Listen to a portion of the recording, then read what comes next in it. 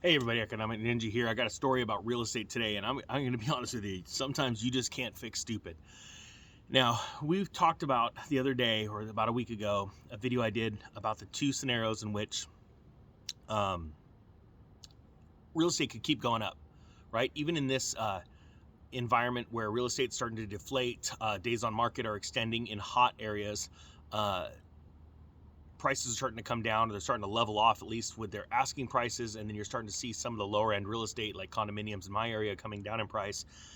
You are seeing now another thing that the government just came out with. Actually completely blew my mind. I didn't even think about this because they did this in the past. They did this back in 2006, 2005, where Fannie Mae and Freddie Mac were able to buy up more expensive homes. So the government essentially backed higher end mortgages.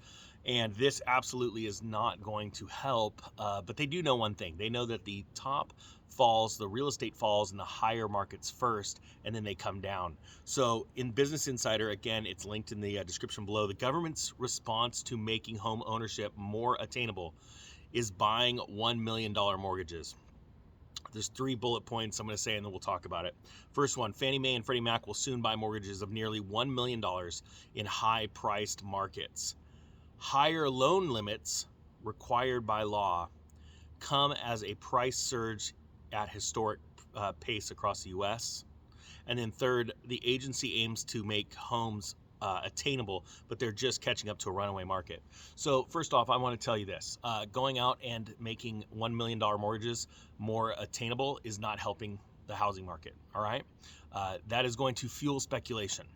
Honestly, if you have a hard time buying a home in San Francisco because you want to get a certain job, well, then you shouldn't be there because your job doesn't pay enough. See, that's the whole problem right there. If the housing market's too overpriced, then maybe Silicon Valley needs to move to a better location or figure something out because they can't get good employees. That's the problem. So this is only going to fuel the bubble even more in the higher end homes. Now, does it mean that I'm going to go out and obtain a bunch of mortgages at $1 million levels? Absolutely not. That would be just completely stupid. You see what's happening right now, and they want this to keep going because they did this back in 2006. They want to keep the wealth feeling, the wealth effect going. When you have your 401k balance in front of you and it looks like a lot, you feel wealthy. If you have your home appraised because you're having it refied so you could go buy an expensive boat, you feel wealthy. But the truth is, all of that is fake wealth. Until you sell it, with your 401k, you're limited to when you retire or you get penalized. Or with your home, you are only able to tap into that wealth by borrowing more against it, which thus costs you more payments, or selling it. And you go, well, most people only own a home, and not everybody owns a home too. It's an effect. It's fake wealth. So my thing is to have real things of wealth. You want to be liquid, right? Now, I don't mean go sell your home right now either. Everybody needs a place to live. I own a home. I have to live somewhere. Of course, I rented for a while. You guys know the story about that. But everybody needs to live somewhere, all right?